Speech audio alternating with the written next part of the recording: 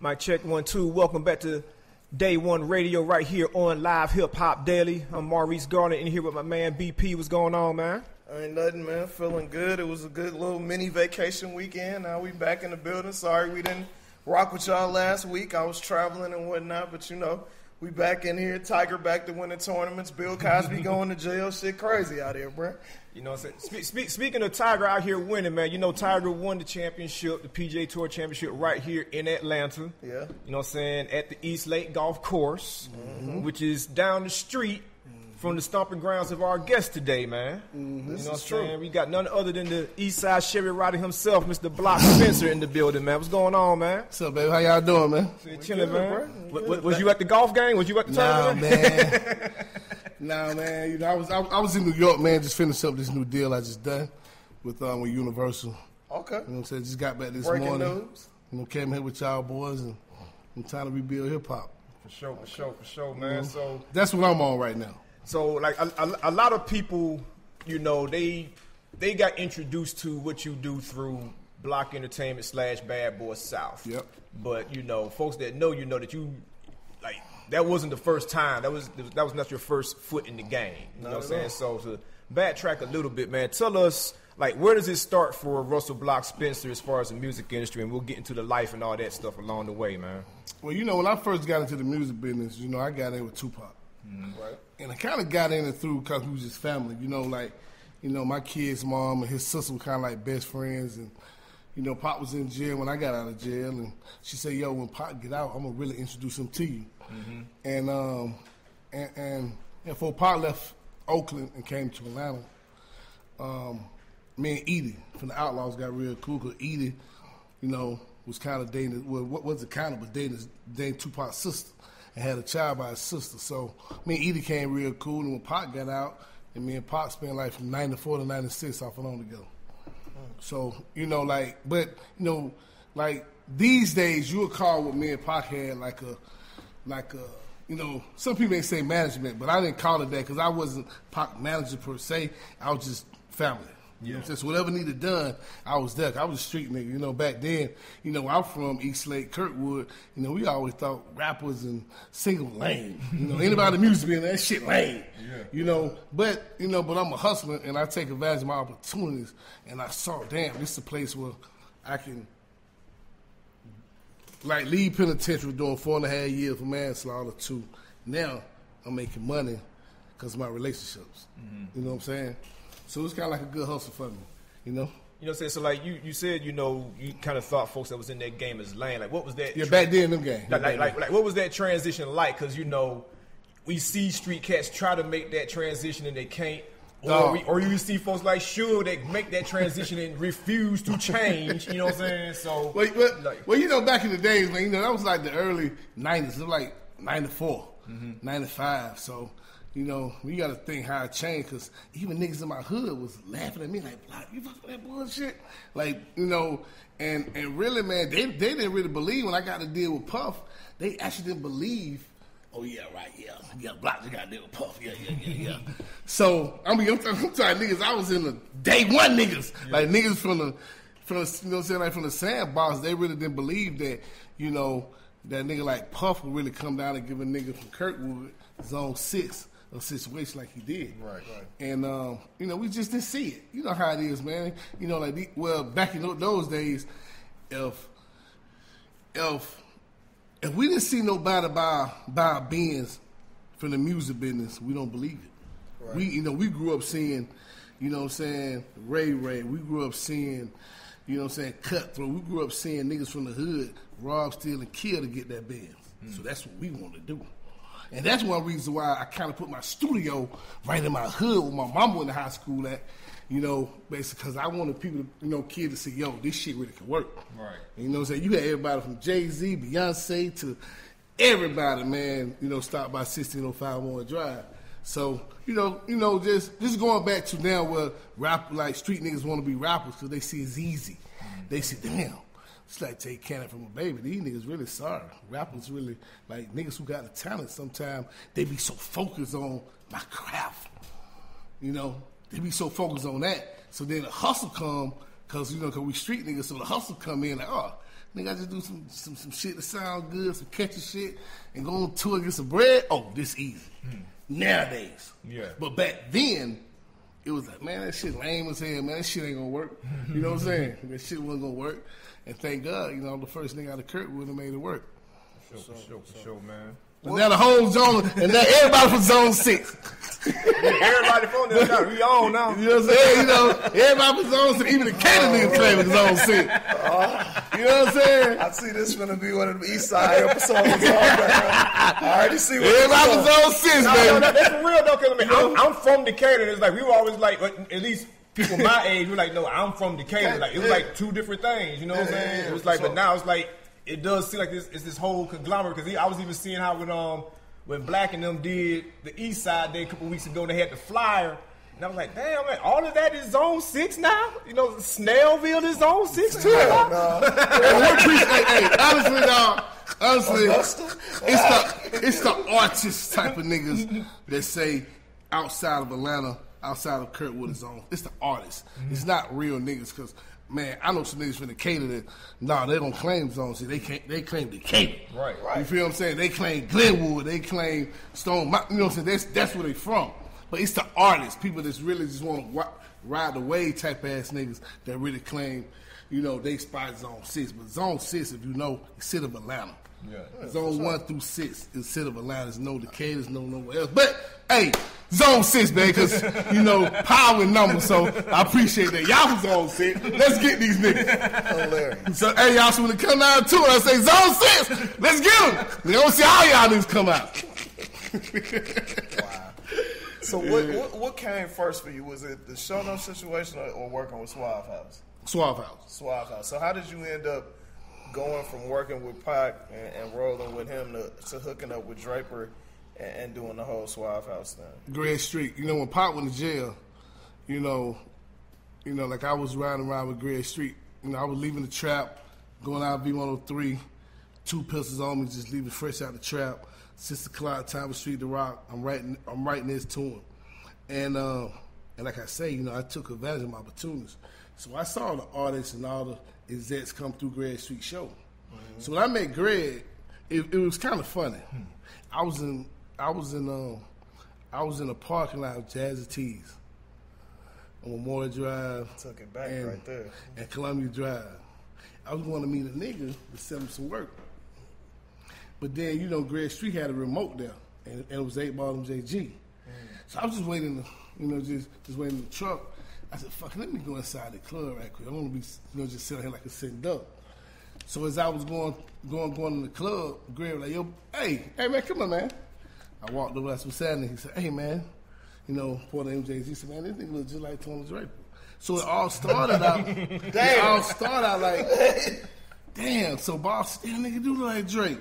And that conversation led on to me Draper. And me and Draper became brothers, even to this day. Because even when I signed Ross, I took Rick Ross to Draper. Teflon. Yeah, Teflon done. Yeah. And that's how that started. You know what I'm saying? And then Greg Street, so once again, I put that hustle hat on. I said, hey, man, this shit for real, get money on the street. He was like, yeah. He was like, man, here go my number. Come fuck me at the station.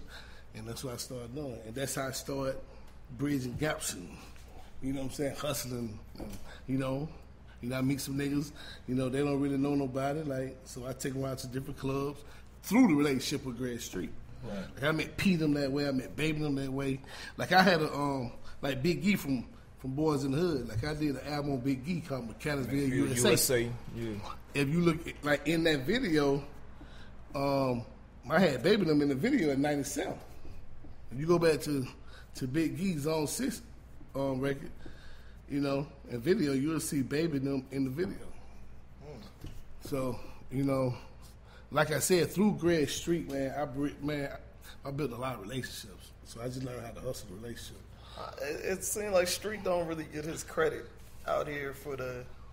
Oh, no, Greg Street most definitely, man. Blocky and T-Dawg, it wouldn't be, through a law first, and then my relationship with Greg Street. It wouldn't be a Block Entertainment without Greg Street. I tell you that right now. You know what I'm saying? Because anybody let me come and ride with them from here to fucking L.A., go to clubs with them every night, dog, that's your game. That's and that's what these these artists got to understand these days, when you breaking a record, when you doing what you do, you got to work. This shit don't come easy. And I was working. Like I said, man, I leave the trap at 6 o'clock. And then I'm with Greg to 6 o'clock that morning. Right. You know what I'm saying? So, you know, like I said, Greg really showed me how to really take advantage of the hustle and be a relationship. Because it's a relationship game. Right. Who got the cleaner old schools, you or Greg? Me. Ain't nobody fucking me in no Chevy, dog. Nobody. Let that be known, man. I'm an Eastside Chevy Rider, man, and I rep that shit well. You know what I'm saying? Anybody, man, anybody out there on y'all day one radio, day one shows, your day one niggas, hey, don't miss me with this music shit, nigga. I'm still a street nigga, and I still build my cars as is. I got the hardest donk in the world. I don't give a fuck who it is. I wrap them up. Let's go. I got 100,000 on my vert.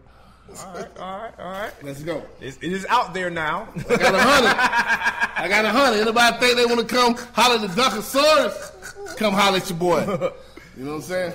You know what I'm saying? So, like, you know, so how long were you working with Suave and Draper and all them? Because, like, you know, the Suave House history, it's long, but people only kind of recognize that, like, well, you know, 91 to, like, 90. Yeah. You know what I'm saying? 99 run, you know what I'm saying? Well, you know, like, I was with Draper from the kind of like the second going to the third 8 Ball and JG album. Okay. And then I worked like I met Jazzie through a girl. Like it was some bad chicks down in Houston. And she said, hey, I know this, you know, this dude, you know, this producer, he worked, you know, inside of a hotel. I said, what? I said, yeah, man, he produced inside of a hotel. I said, man, take me by this shit. I went and met Jazzie, you know what I'm saying? Him and Draper started working on the T-La album, and the first record we worked on was Shonuff. So, yeah, and you know that album ended up selling like 3.7 million. So that was one of my first rap albums that I ever worked on. And Jazzie and Draper kind of fell out. And then so Jazzie came to Atlanta. Then, you know, Noonan was kind of like, you know, me and Noonan been, man, family since early 90s, like before I went to, you know. And so Noonan, you know, started the Shonuff production camp. Okay. So plugged them up. Noonan started managing Jazzie on a record label side, and I was managing Jazzie in the street side. So it's like when the street niggas want some beats, they come through me. Gotcha. But when Arista or Jive or one of them labels want, then Noon handle that business. Cause I was a street nigga still. I was still wearing 6'6" clothes, bagging shit. They didn't want to see me come. They was, oh shit, here we go with another show at night. You know what I'm saying? So, you know, so I had to learn how to finesse that game, and that's how, you know, building a block entertainment. After we built Shonuff, because Shonuff was our first hit, me and Jazz had. And that's when we signed Sierra, and we signed Joe DeBreeze, and then we signed Jeezy. It's interesting you say that, because I never thought of it like that, to have, like, you know, artists have, or producer even, like, have two different kind of managers for two different types. Because, you know, the only producer I could think of that kind of played both those sides well was somebody like Pimp C. It's like, Pimp produced all his own stuff for his group. But then you see his beats pop up on some random dude from Chattanooga, Tennessee. Yeah. You know what I'm saying? Like, Pimp hustling, nigga, you want that check. You know what I'm saying? So, you know, man, you got to just understand the hustle, man. You know, life is a hustle. You know what I'm saying? And you got to know how to flip that bitch. You know what I'm saying? Like, you know, you got to be born with that shit. A nigga cannot make you a hustler. You know what I'm saying? You know. Yeah, so that's that. I didn't realize that you was rocking with Jazzie that early. So you know, you was rocking with Noonan, so you know Ken Lo and Player University, baby. That's my player partner. All the Rich, I know all of them, man. Player University, baby. Rich is my cousin. Okay, man. Ken Lo, my brother, man. Yeah. Good dude. Yeah, very man. Solid dude. Shout out to Lo, man. Yeah, what up, Ken Lo? What's poppin', player? Most definitely. You know, speaking of the whole relatives thing, I'm one of the I want to say one, maybe two people that have actually sat down with one of your relatives and did a real interview. And Mr. Anthony Tiffith. That's right. That's my brother. But that's the my funny brother. thing, and hopefully my bloodline is my relative. He don't hear this and say nothing, text me or nothing. But I remember when we did it, we talked about you guys being related. Yeah. Y'all fathers were brothers. That's right. And he called me later and was like, we gonna do something, so don't put that in the story. This was years ago, or whatnot. But why do y'all kind of keep that on the low? Now, y'all are related like that. Well, you know, it's and we're like talking about Top Dawg from TDE. If y'all don't know. Yeah, well, you know, it's kind of like, you know, when you hustle this game, you don't want to be. I mean, you don't feel like, you know, like us working together. It's like, okay, for example, like when I did my thing and I was doing the Block ENT thing, you know, he wasn't all on my wave. Gotcha. So that he got his thing going. It's like, I'm going to be on his wave. Now family get at us all the time about this shit. Like, hey, man, y'all didn't make this shit one big old fucking take over this bitch. Yeah. And that's what we doing now. You know what I'm saying? That's what we doing. Like, we collaborate now. But yeah, it's just like, you know, he a grown man, I'm a grown man, and, you know, we don't want to just, you know how that shit goes. Sometimes people think a nigga doing it just to stay on board, just hang on. You know what I'm saying? Family is neither one of y'all come across as them type of dudes. Yeah, anyway, no, now our bloodline ain't built like that. Yeah, for sure. You know like he a solid dude. Yeah, sure. yeah. Our interaction was a whole another story within itself. We'll have to tell. It was crazy. It's my relative. Man, for sure. Yeah. The real bloodline. We got pictures. We young with it, all the way back. That's what's up, man. That's definitely what's up. So you mentioned Puff, man, and relationships again. How did you end up linking up with Puff and then that turning into a lucrative business situation? Well, you know, like, you know, me, Puff, Mark Pitts, who used to manage Biggie, Pac, once again, you know, all of us was running the same circles anyway. Mm-hmm. You know, before the beef went down with Pac and Big. Yeah. And before, cause before I was before I even went to work with Bad Boy South, I asked Pac mom, I said, hey, what you think? Like, you know, how you think Pac would feel that I'm going there fucking with him? She's like, baby, Pac just wants you to get your money, feed your family. Like I had to give, you know, like I had to let her give me the pass. Then I asked Edie and the Outlaws. They gave me the pass. Man, feed your family. We ain't stunned that shit.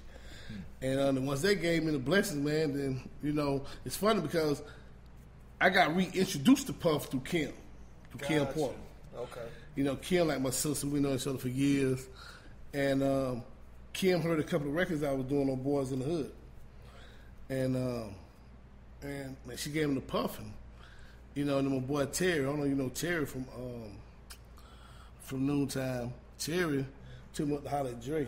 When I had them boys going, and Terry took me up to holler at Dr. Dre. I was up there for 3 days with Dre, but I saw, you know, you had Eminem finna come out, you had The Game finna come out, you had 50 Cent, you had everybody. A long time. But and this record was already at like 5,000 spins, 4,000 spins a week. I didn't even realize that the record was bubbling before the deal was even in place. Oh, no, man, the record was bubbling fucking... See, okay, Meech called me and said, Block, this how... Okay, when I first started the group Boyz N Da Hood, it was an all-star group. It was T.I., Sean Paul from the Young Bloods, Trick Dad, and Joe the Breeze.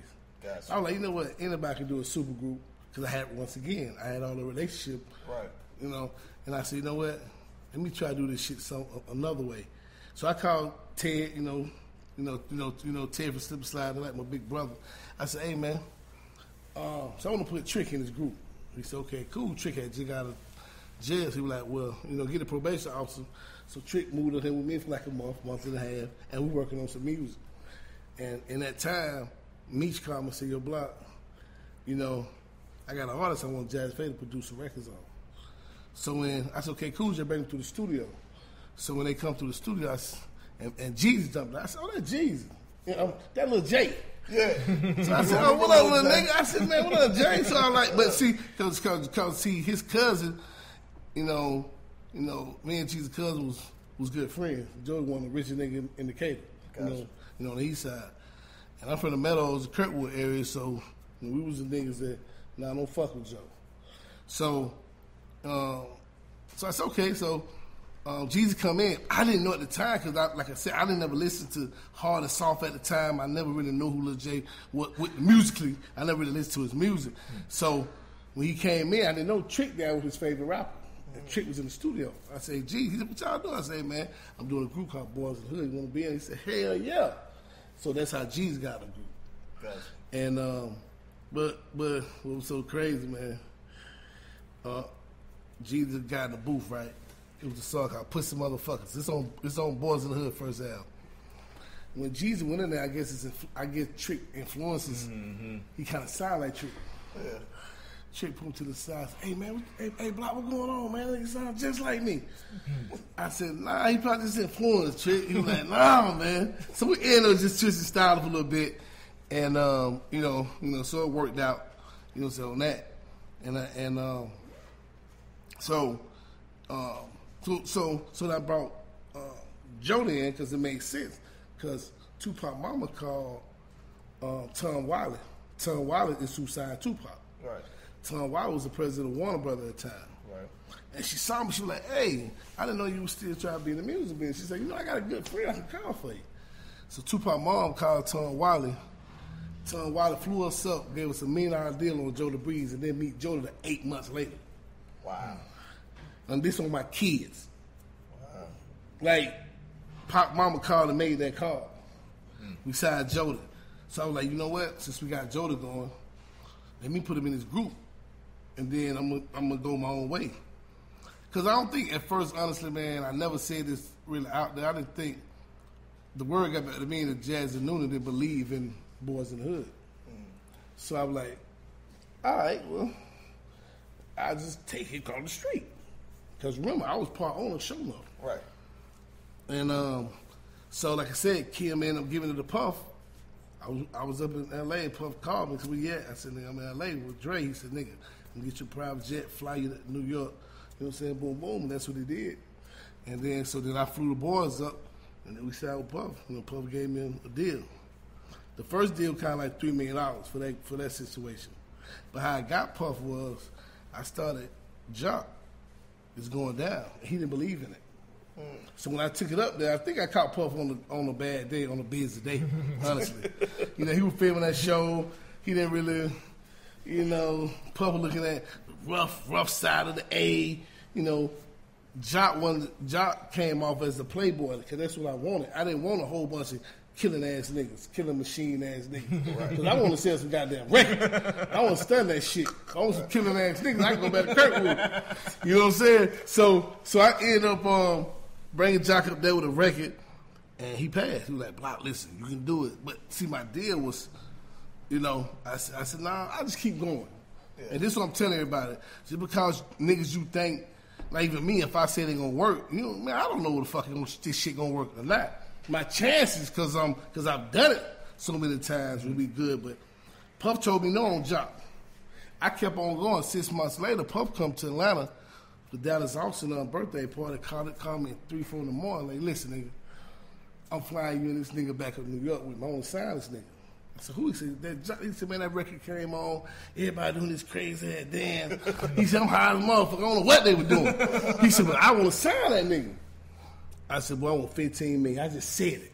Like, I ain't moving shit. He said, done deal, let's go. I still got a copy of the check. Well, I got a Sean Combs check. I didn't get a bad boy, like $15 million, all at one time. Wow, man. And that's how I started. I mean, Puff passed on Rick Ross too. I took him to Rick Ross too. He told me, nah, Block, tell you, I want. A lot of people pass on Ross. Yeah. Man, listen, when I signed Ross in '96, the only nigga was I'm telling you, I took that nigga to everybody. The only nigga that was serious was Shaq. Really? Twism. Let me tell you, dog. Hey, dog, that nigga was gonna be Twism record, nigga. Rick Ross, Teflon done. Shit, hey, man, listen, man. Well, that time, boy, we would have sounded the goddamn body. Ross pen, shit, Shaq might have had 1 or 2 more hits. Absolutely. So, people don't know Ross can really fucking rap. Like, Just Blaze is a friend of the show, friend of mine, and he talked about working with Ross way back then when he was Teflon Don. Yeah. And how dope he was, and people were sleeping. Man, dog, listen, man. Like Ross, that's my brother. Like, you know, me and his mom talk at least once a week. Like, we're past the music shit. You know what I'm saying? Between him and I, you know, and it's kind of hard to be a relationship with artists sometimes because sometimes the artists don't really understand. Right. You know what I'm saying? You know how to separate the work and the play. So, you like speaking of which, you know what I'm saying? Like with artists not understanding, like. Boyz N Da Hood, when it was popping, and then like when it ended, it just ended. You know what I'm saying? Like, what did you think went right and wrong about that? Because I think that's the first time I ever actually met you. Because I was working at Rolling Out at the time, And they were like, hey, man, we need you to come back to Atlanta and interview this group, Boyz N Da Hood. I was like, who are they? You know what I'm saying? Well, we're going to link you up with this guy named Coach K. And it's like, they had the photo shoot. I had to do the photo shoot and the interview at the old office on Memorial. And correct me if I'm wrong, like, was the group just put together around that time? Because it didn't seem like they knew each other. It was like, I was talking to Joe, and I was like, where's everybody else at? And like, I don't know. And I asked, and like, he was there. He pulled up. I was like, where's everybody else at? I don't know. I was like, do y'all know each other? It was like, shit, nigga, we made one song, bro. You know what I'm saying? Like, was that true how that? Well, no. See what happened? Big E came in to replace Trick. Because Trick was going to be the one to stay. Trick and Jordan were going to stay.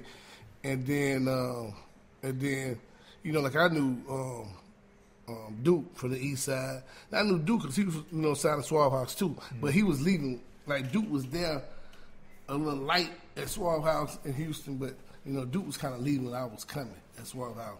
So I just wanted OG on that 8 ball. Yeah, because I wanted, because see, you know what I'm saying? You know, man, this whole group was about really a street nigga, an OG nigga, a young nigga, and a robber. You got all that shit in the hood, and I wanted you to go get some real niggas that really that was them. That was hard to find because everybody is not that. A lot of these niggas be lying. But none of these niggas were lying. Like, Jordan was actually a young nigga fucking all the bitches. You know what I'm saying? Jeezy really had what he said he had. You know what I'm saying? He really robbed niggas. I mean, him and Counterfeit niggas, on 3 niggas. And, you know what I'm saying? Dude was OG for the East Side. So, you know, so I wanted to make the group, you know, at that time, once again, man, you know, like I was in the street and I didn't want to go back to my hood, and they said, Block, what the fuck you fuck with these lame ass niggas for? Okay, at least they know, oh, these niggas solid. Yeah. And that's what they say, okay, nigga, that's what we can goddamn bang, bang, bang to. You know what I'm saying? So, you know, plus I grew up in Watts too in L.A. because my dad from L.A., you know what I'm saying, for Watts. So, you know, when I was in the hood down here, nigga, I go to the east side of L.A. and Watts up there. So I had both sides. You know what I'm saying? Nah, that's dope. That's real. That's for sure. Yeah, man. And you know, like you said, you're all about the hustle, all about the money. So we got to pay the bills right now too. Yeah, man. So if you're watching this on Live Hip Hop Daily on YouTube, as you can see, I'm wearing glasses. I normally wear contacts. Yeah. You know, shit gets a little busy. You don't always got time to go to the eye doctor. Maurice got good eyes. Yeah. I ain't never seen you with glasses on. I wear glasses, baby. I've been wearing glasses and contacts since the 4th grade. Yeah. So, but for me, I ain't always got time to go to the eye doctor. So I found this app called Simple Contacts. It's a great solution for that, man. Using the app, I got my contacts lens prescription renewed, sitting at the crib. It only took like 5 minutes. So if you wear contacts, you got to check it out. Simple Contacts lets you renew your prescription and reorder your brand of lenses from anywhere in minutes through an online vision test. It's designed by doctors, and every test is reviewed by a doctor, so they'll literally bring in a doctor's office to your house. My prescription is all over the place, but the app got it spot on. Saved me a lot of time, saved me some bread too, because optometrists are expensive. The contact lens prices are good too. The vision test is only $20 and shipping is free. But since you're a Day One Radio listener, Simple Contacts will give you $20 off your first order when you use the promo code DAY. DAY. Try it for yourself and save $20 on your lenses by going to simplecontacts.com/day or entering the promo code DAY at checkout. I also want to mention that this isn't a replacement for your annual full eye exam. You still need to go to the eye doctor every once in a while. But it is the most convenient way to renew your prescription and reorder your contacts if your vision hasn't changed. So make sure y'all check that out and use our promo code. Save a little bit of bread, man. And now back to the interview. Yeah. All right, so everybody was hyped up over the Bad Boy reunion tour. Yeah. You know what I'm saying? You was out there on stage and shit. Yeah, man. Hey, man, Puff, but see, Puff called me, said, nigga, don't let me come to your city and you don't come on that stage with me. Because, you know, once again, when I first started music business, you know, Instagram went out. So we ran from the cameras. We ran from all that shit. I didn't want, I mean, like, if you really look back, I wasn't in none of the videos hardly. I was posting, like, in them boys, man, that was the last scene they shot. I dodged their ass for 2 days. You know what I'm saying? Chris Robinson was trying to catch me for 2 days. And we finally got me. Puff really was showing me. Because, once again, go back. I came up with everybody saying Puff dance in the videos and right, talking on the records. So I was like, shit, I don't want to be, man, them niggas really clowning niggas for that shit. Yeah. But I was like, but then again, I was saying, damn, I look back and like, every nigga that talked on a record, I mean, even now, think about it. Every producer, every DJ talking on a fucking record with their video to steal a hit. Yeah. I was like, man, fuck that talk, man. They can talk what the fuck they want to talk about me. So when Puff told me that and showed me that, hey, man, this your boy Big Block, home of the Eastside Chevy Rider.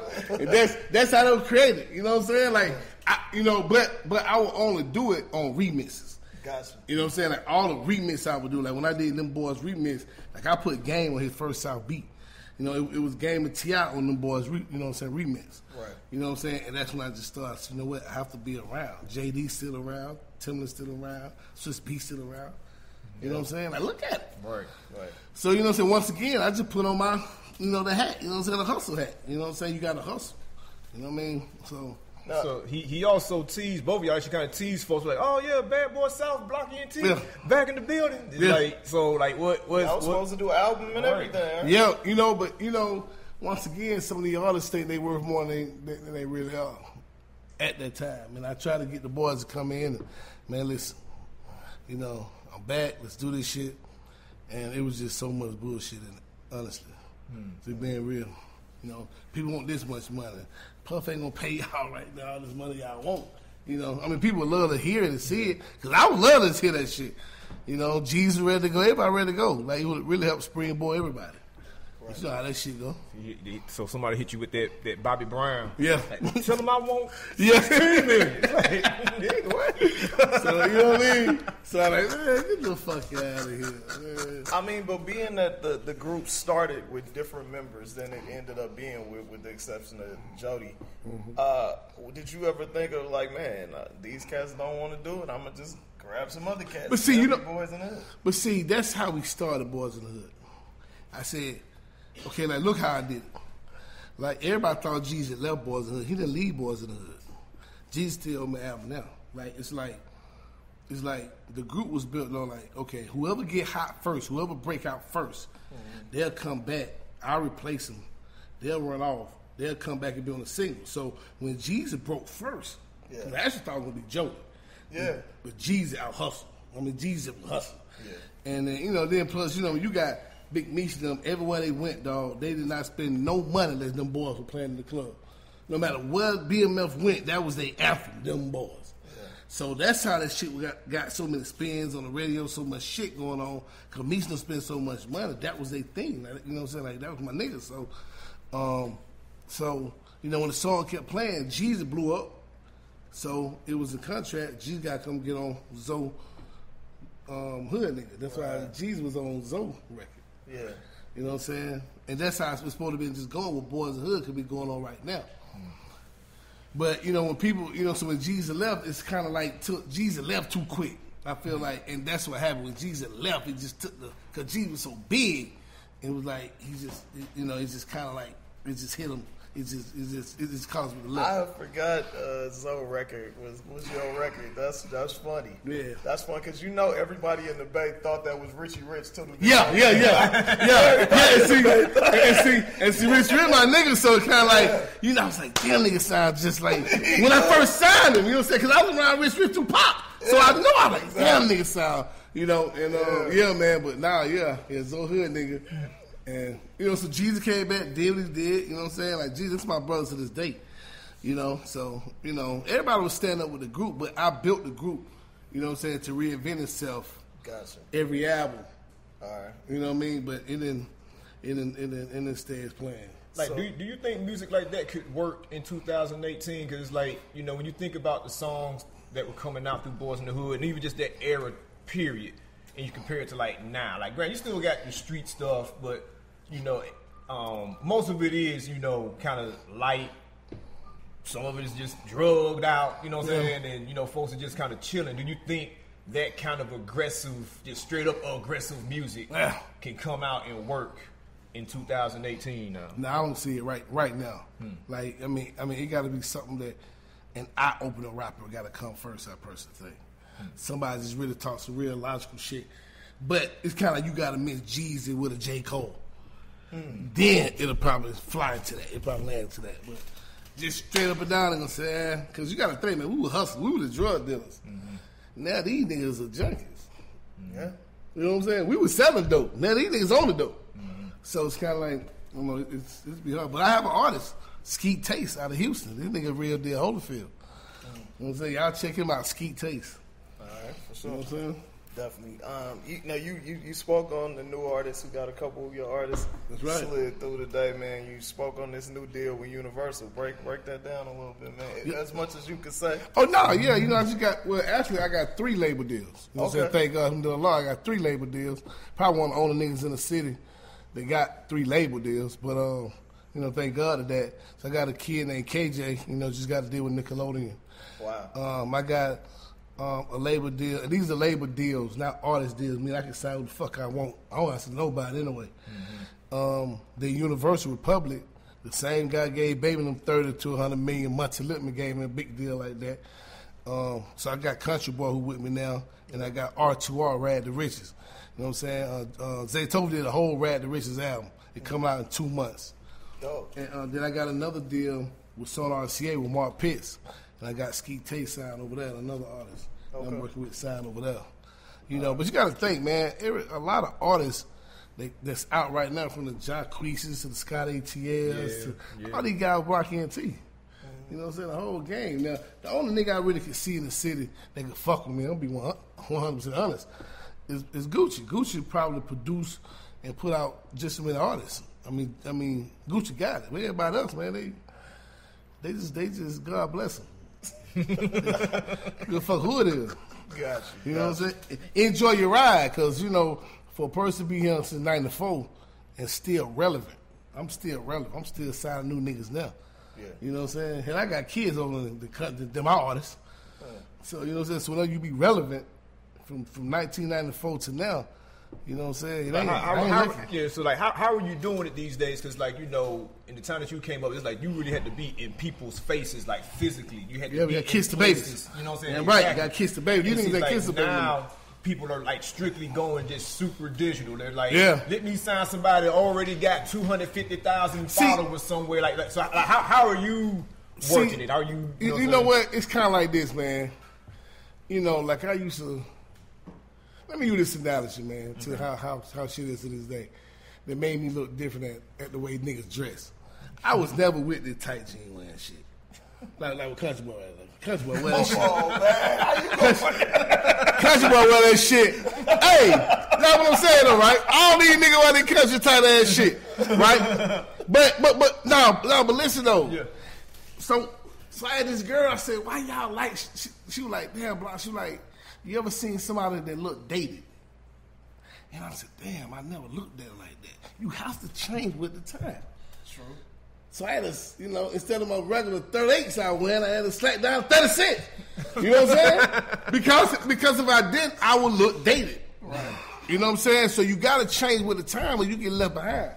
Sure. You know what I'm saying? I don't mean to throw my little brother, you know, some butter now, you know, but they love that shit though. But I can't wear tight jeans and shit. I just can't wear it. But then when she put like, man, if people don't change, you look dated. Like you look old. Mm-hmm. You know what I'm saying? For sure. So back now, what were the questions you had been made me go to? I was asking you like so how are you out here working? Because I know you came up in the area. Oh yeah, like so you had to go face to face.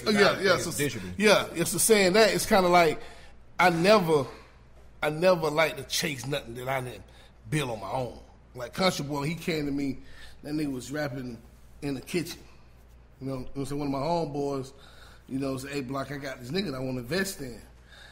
And I said, she let me hear him. So I went over to his house, and Country was just raw talent. I like that. I don't like to chase. They like chasing the bitch. I just don't like chasing shit. You know what I'm saying, man? You know, I'm a builder.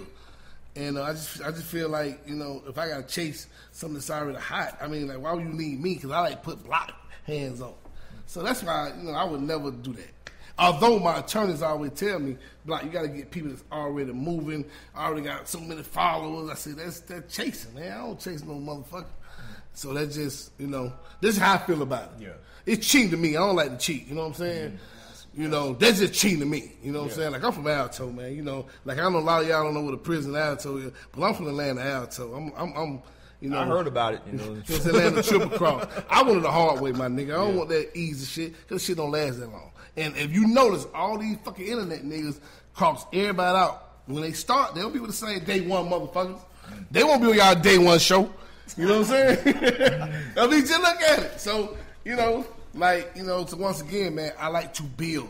You know what I'm saying? And that's one of my, you know, that's one of my things I say. Let's build, because all new artists, y'all get at me. You know what I'm saying? Now, Country Boi, introduce yourself to the audience, man. Where you from? How you end up meeting Block? How y'all link up? What going on, man? It's Country Boi, man. I'm from Monroe, Georgia. Okay. What's up? So where can they find this stuff and all of that? See, we just did a mixtape called Welcome to the Road. Okay. Y'all need to go check it out on all platforms. Then you follow us on Rad and Rich's Music. Go check us out on there on Instagram. Mine on R2R_Country Boi. Okay. So most of it, I saw that Welcome to the Road on your website. Yeah. For sure. Yeah. Most definitely. Yeah, so, you know, like, you know, Country Boi, man, he raw. You know what I'm saying? Like, I mean, Country Boi is the voice of the hustlers of the day. You know, it's a real nigga that's still really in the traps. You know what I'm saying? Shit, I didn't really know traps exist. I went down in the Monroe on one of these days to meet these niggas. Where Traps exactly really is exist. Monroe, Georgia? I never even heard of Monroe, Georgia. Can I tell me Monroe is? South. Nah, it's north. Monroe's north? Yeah. Right over there, Like, no east. It's like Okay, I got Okay. you. So between like Augusta and East Atlanta. Okay, I'm getting confused. Between, You about to talk Monroe. I'm getting confused with Morrow and Griffin. I'm thinking Oh, okay. Morrow and Griffin. You know what I'm Monroe. saying? Okay, yeah. I Monroe, know. Georgia.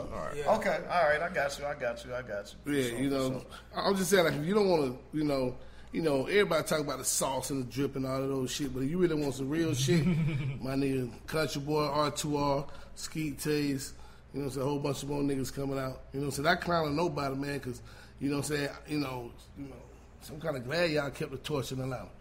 You know what I'm saying? Keep that. I'm gonna keep that bitch lit though. You know what I'm saying? Most definitely. Nuface, my nigga Nuface in the fucking building. Yeah, man, this is nigga. Yeah. So, Hey man, rebuilding hip hop block by block, man. That's the campaign. that's the campaign. Rebuilding hip hop block by block. I'm coming to every city. I'm coming. I really want to go to goddamn markets that untapped. You know, it's just like you in the mall. You know, let's just say you work in the mall for 2-3 years and you eat the same shit. That's the way hip hop is. We eating the same shit from Atlanta, LA, New York. I really want to sign some niggas from different places. Niggas, give me some Idaho rappers. Give me some motherfucking niggas. Wyoming. Wyoming. Give me one of them cattle ranching motherfuckers. You know what I'm saying? Hey, now, it's a market for all that shit, man. You know what I'm saying? So, like I say, man, anybody that from the fucking red dirt or any dirt, anywhere, the mountains, y'all holler at me, man. Rebuilding hip-hop block by block. I'm looking for you.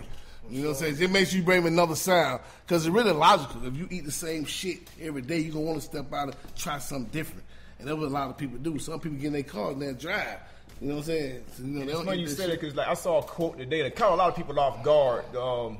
Guitar player from Guns N' Roses, Slash. Yeah. Like he did an interview recently and he was saying, hip hop, like it ain't what it used to be. Like it's like sounds like top 40 radio now. That the shit don't even sound underground no more. You know what I'm Exactly. saying? It's like a lot of people were mad. 'Cause people get mad anytime a rock artist says anything about rap. You know what I'm saying? But I always kind of value some of their opinions. Like, do I want to hear Gene Simmons hating on shit? No. But I can respect what Slash is saying. You know what I'm saying? Yeah, absolutely. No, listen, man. If we don't keep the torch moving around, it could, because it like to die. Hip hop like to die. I didn't say like Nas said it was dead, but it like to die, man. That shit was almost gone. You know what I'm saying? I think they did mixing the rock in kind of with the hip hop now. That's what really going on. Yeah, you know what I'm saying? Yeah, with the style, some of the styling, and you know, but we talk about the sound, like the underground sound. Hip hop do not sound underground no more. You know what I'm saying? You know, like I say, you know, that's a good. It could be a good and it could be a, I wouldn't say bad thing, because you know what I'm saying. If you eat enough of it, I wouldn't say it's bad because you feed your kids, but it's more definitely if you really here for the culture of it. You know what I'm saying? Some people really culturally want that shit to stay underground. They don't want that shit to go top for it. You know what I'm saying? But Nuface and Maurice, y'all goddamn y'all niggas. I love the way y'all niggas do y'all researches and shit. Hey man, I've been trying to get Maurice to come work for me for so long. This nigga tell me no. The only book nigga told me no. Hey, Cigarello, we gotta fix that shit. Yeah. Catch that nigga when he go downstairs. Sit on there. Yeah, man. Hey, man, listen, man. The TDE J-Rock tour is out, man. If y'all out about, man, y'all make sure y'all go see my relative, J-Rock, baby. Yeah, we got to talk about that off the air. Yeah. Rock, I think I'm the first person that ever put J-Rock name in a magazine. Okay. Back in XXL, and his management don't answer the fucking emails. I'm Wow. trying to get an interview with this nigga, so we need to go ahead and make I got you, something baby. happen. For sure. Tom, pick up the phone. I'm about to call him. I'll pick up the phone. Yeah. Yo, but please tell people, man, where they can find you so they can support the new artists, get up on the new wave and everything you're doing. And man, catch me on the IG at BIGBLOCKESC. That's for Eastside Chevy. Big block, Eastside Chevy. Look at Block on Instagram, man. Block on the goddamn internet, son. Oh yeah, that's it though. Hey man, listen, I'm signing artists, I'm signing models, I'm signing every damn thing that's connected to hip hop. You know what I'm saying? Because I want to be able to run my own show. You know what I'm saying? You know, like I need 250 girls at my leisure, all time to shoot videos, shoot movies. Cause I just did a deal with Will Packer, and I'm doing all his music on all his movies. Dope. You know what I'm saying? So guess what, ladies? All y'all models out there, y'all holler at me, cause I got the plug, baby. Yes, sir. You know what I'm saying? So Big Block ESC. You know what I'm saying? And my website is blockentofficial.com. Blockentofficial.com. Man, and I had to say that I was impressed because, you know, these label websites be on some bullshit nowadays. Y'all was up to date. Oh, yeah, baby. Worked right. It was quick. Dog. I appreciate that. Nah, man, listen, man, I'm back, man, and, you know, like, we're going to do it right. If I can get Maurice and Nuface and you to come together, I'm going to keep dropping that until I get y'all. Fuck, I'm going to pay y'all what y'all want. I'm not going to negotiate. Just get your numbers together, y'all. Y'all get your numbers together. And I will say this about Block. I will say, like, Block has always been solid about that. You know what I'm saying? You can't say that about a lot of people in Atlanta. Like, if Block say he gonna pay you for something, that man pay you for something. You don't have to chase that man for shit. Yeah, no. You know what I'm saying? His phone don't go off. You don't change emails on you. Like for real, man. Solid, you know what I'm saying? Like, no, like Block always been solid on that, man. That's definitely solid, man. Well, we appreciate you coming out. Kyle, you too. I see you over there trying to hide over there. Yeah, you too. That nigga solid too, man. Y'all got a team right here. Let's do the reality documentary on rebuilding hip hop, block by block. We're gonna pay this whole room. Let's make it happen. Let's make it Okay, happen. y'all hear him? Y'all hear everybody say let's go? Let you give me y'all number. Listen, just write down what y'all niggas want for the projects, and I'm gonna pay it. Nigga ain't gonna try to negotiate you down on that. That's on my word, man. Let's make Y'all it happen. niggas can run this shit for real. So, most definitely. Yo, we appreciate y'all watching Live Hip Hop Daily. Appreciate y'all listening through our partners at CLNS Media. We will holler at you next week with another dope show. Peace. Yeah.